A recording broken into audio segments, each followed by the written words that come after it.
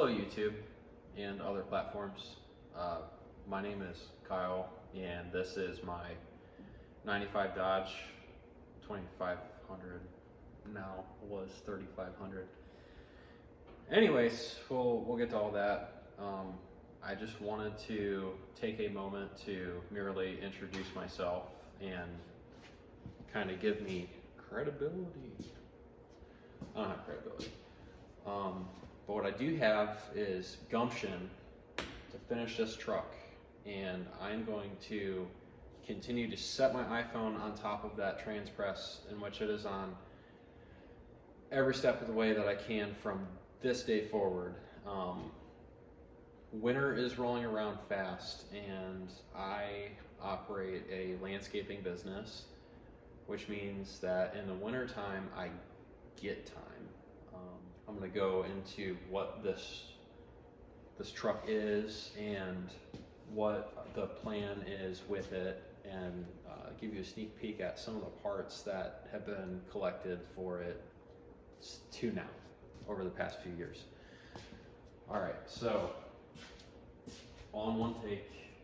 Again, don't have a crazy computer or camera or anything. This is just my phone, literally sitting on top of my transmission press. So, I was just lowering the hood to show you that this is an OEM Sport front end. This is a 2001 model year look on the 95. You can tell it's a 95 by the god-awful cab lights that came with it. So now, the real question is, well, not that you guys care, but the reason that this truck is even here, as you can see back there in that corner, I'm pretty sure it's in the shot, that is my race truck, and I have done a lot of do-it-yourself on there, so it's not the best by any means, as far as the standard of like high quality design or fabrication. Like I did everything myself on that, and it was a cool learning experience and everything. And that truck is very cool to me. It's a 98, it has a common rail in it.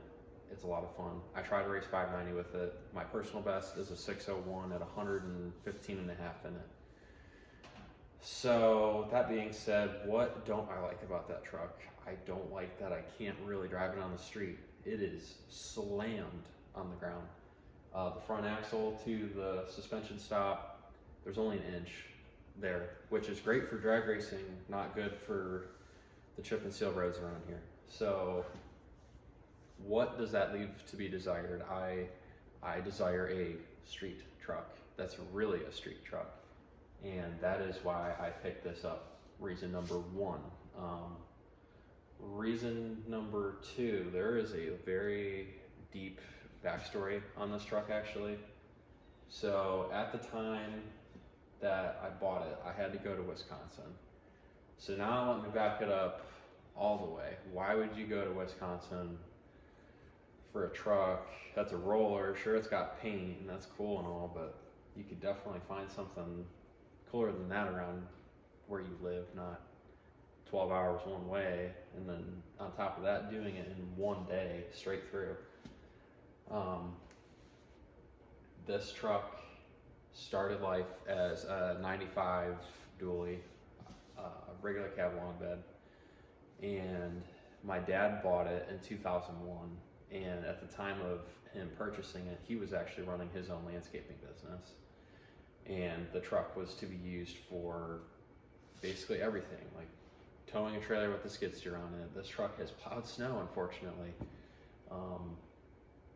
This truck was also one of the first like fast trucks in our area of like this nest of diesel madness coming out of Northeast Ohio in the very early 2000s. So this truck was very cool. It ran 1260s, which honestly that's faster than my common rail dually is now. I mean, I could push it, but anyways, it was a fast dually and it was cool. It had big stacks in the back because that was what was cool back then. It had giant compound turbos. It had poor street manners. It smoked a lot. It was a cool 12 valve back then. So he had it going at about that level, I would say like 2004, 2005 era. So with that being said, there were a lot of fun memories in this truck. I was as involved in the garage as a kid as I could be, getting yelled at for holding the flashlight wrong, that kind of thing. But anyhow, as soon as something would get done to the truck, like a timing change or new injectors or anything, my dad would always come get me out of the house, be like, hey, let's go for a ride. And we would rip on it, and it'd be a lot of fun. So with that being said, I have a lot of memories of different changes that happened in this truck and going out and riding around with my dad, whooping on this truck, and that was a ton of fun. So when the opportunity came up to buy it back, virtually untouched by the in-between owner of my dad and myself, I had to do it. So that's the story. Now I'm gonna grab my phone and show you around the truck.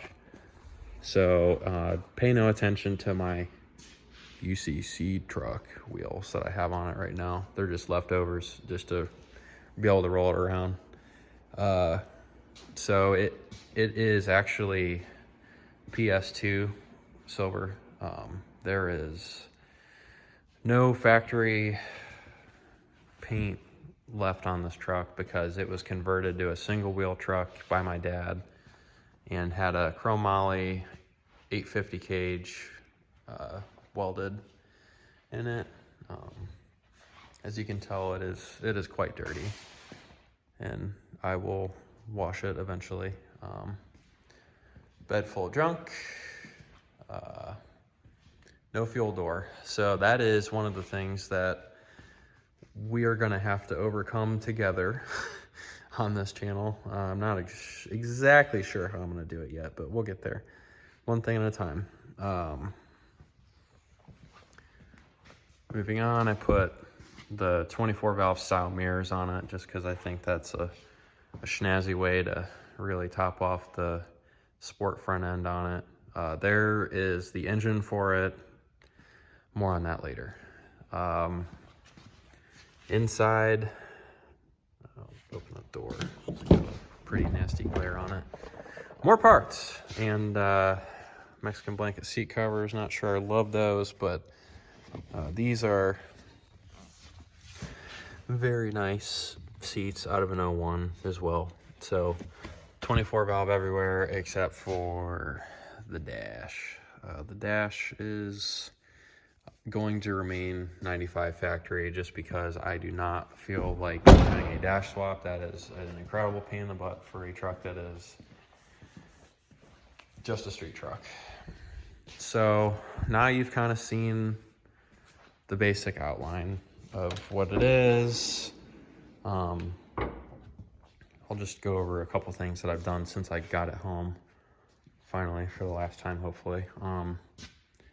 I put all new steering under it. I got the Synergy kit with the Fox single stabilizer. That should work pretty nice. It didn't have any shocks in it when I brought it home. So honestly, those are just a set of like kind of crummy Skyjackers that I bought a while ago. And I painted them black just to make them a little bit more seamless in there.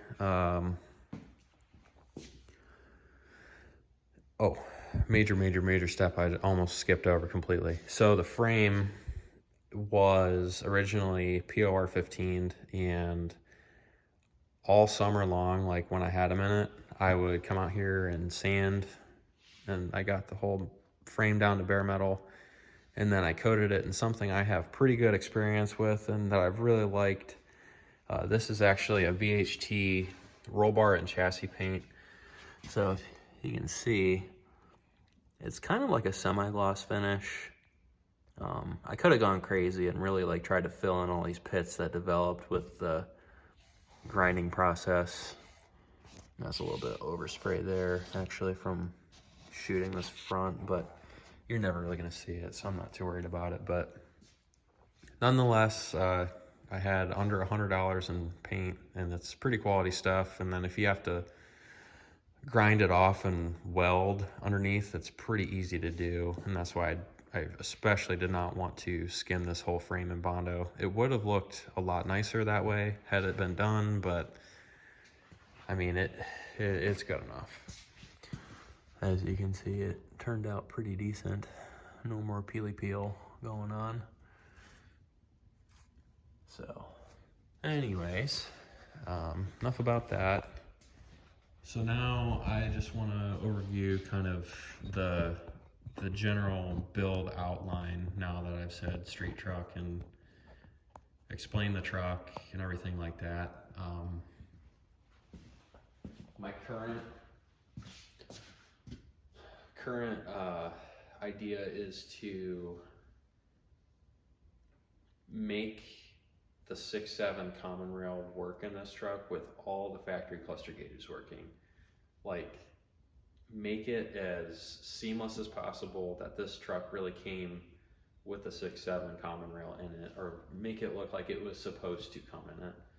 So with that being said, engine color is going to be factory looking. I don't really want any crazy wow factor when you pop the hood. I'm talking cast charger housings, the whole nine. Like, I really want it to look like it was supposed to have come that way to the untrained eye. I mean, obviously you're going to see a common rail on this, be like, oh, well, it doesn't fit.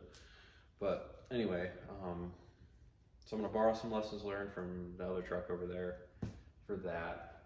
Being a 95, the cool thing is this truck actually came with an RH trans, so it shifts off of governor pressure, and there's nothing there to be done. So rather than doing a manual valve body, I want this truck to shift on its own, start with the regular key, and have heat on. If you ask me today, I don't want air conditioning. I'm not old enough to have air conditioning, and it doesn't work in anything else I own besides one truck. So with that being said, we're gonna skip that part for right now. The other thing I just wanted to say is that I want to utilize the cubic inch with the 6.7 to run it as a single turbo truck, and my end game is like 800 horsepower ish, and I mean a real 800. I'm not talking I tell everyone and their brother on the internet I make 1,000 horsepower, and since it's got a cage in it, it's definitely gonna have to back up the horsepower to weight math on a horsepower calculator. That's very important to me. I'll take that data over a dyno sheet any day of the week. So in closing, if you've made it this far through this whole one take video, thanks for watching. I appreciate that, and I apologize for completing some things on this truck and not videotaping them. Honestly, I have put forth some hours into this thing, quite a few on the sanding. It could have been satisfying to watch, could have not been, but honestly it was such a cluster of hours. It wasn't ever like I got to just put a week into this thing, because it's not really how it felt, I suppose. That being said, I'm going to go ahead and I'm going to close this video out. I know it was just kind of a lot of me talking and not working, and I am about to start working on another video now for having some progress and kind of showing my ideas and everything like that. So stay tuned, and thanks again for watching. See you next time.